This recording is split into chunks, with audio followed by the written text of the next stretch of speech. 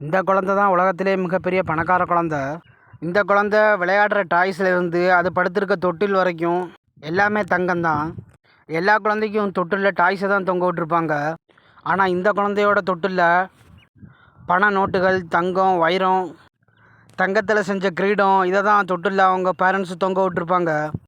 இந்த குழந்தையுமே கொஞ்ச நாளில் வளர்ந்துடுறான். அவனுக்கு பேஸ்பால் விளையாடுறதுன்னா ரொம்ப பிடிக்கும்.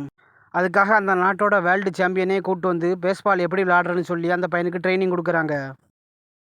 அந்த பையனோட ஸ்கூல் டீச்சருமே நாட்டோட பெரிய சயின்டிஸ்டாக தான் இருப்பார். அந்த சயின்டிஸ்ட்டு தங்கத்திலான ஒரு ரோபோவை செஞ்சு அந்த பையனுக்கு கொடுக்குறாரு. அவனுமே அந்த ரோபோவை வச்சு ஜாலியாக விளையாடிக்கிட்டு இருக்கிறான். இப்படியே நாட்கள் போகுது. ஒரு நாள் அந்த பையன் அவனோட ஜெட் விமானத்தில் ஒரு ஹோட்டலுக்கு போகிறான். அந்த ஹோட்டல் பக்கத்தில் ஒரு சில பசங்க விளையாடிக்கிட்டு இருக்கிறாங்க. உடனே அந்த பசங்கிட்ட போய் நானும் உங்கள் கூட விளையாட வர்றேன்னு சொல்லுவான். அதுக்கு அந்த பசங்கள்லாம் சேர்ந்து உனக்கெல்லாம் இதை விளையாட தெரியாது அப்படின்னு சொல்லி அவனை அவமானப்படுத்தி அனுப்பிடுவாங்க. உடனே ஒரு $10,000 கையில் எடுத்து வச்சுக்கிட்டு, நீங்கள் இந்த கேமில் நீ ஜெயிச்சிட்டிங்க, உங்களுக்கு நான் $10,000 தரேன் அப்படின்னு சொல்லுவான். சரின்னு சொல்லிட்டு உடனே அவங்கள அந்த பையனை விளையாட்டில் சேர்த்துக்கிடுவாங்க. ஆரம்பித்த மேட்ச்லேயே அந்த பையன் வின் பண்ணிடுவான். மேட்ச்சை வின் பண்ணதுக்கப்புறம் அந்த பசங்க கிட்ட போய் நம்ம எல்லாரும் ஃப்ரெண்டாக இருக்கலாமான்னு சொல்லி கேட்பான். ஆனால் அவங்க யாருமே இவனை ஃப்ரெண்டாக ஏற்றுக்கிட மாட்டாங்க. உடனே கவலையோட வீட்டுக்கு கிளம்பி போயிடுவான்.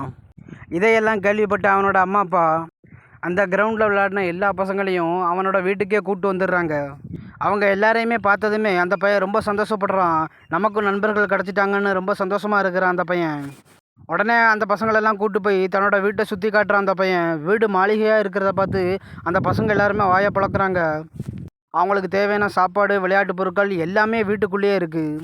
அதுக்கப்புறம் அங்கேருந்து வந்த எல்லா பசங்களும் சாப்பிட்டு வீட்டுக்கு பின்னாடி இருக்கிற கிரவுண்டில் எல்லாரும் அவங்கவுங்களுக்கு பிடிச்ச விளையாட்டை சந்தோஷமாக விளையாடுறாங்க.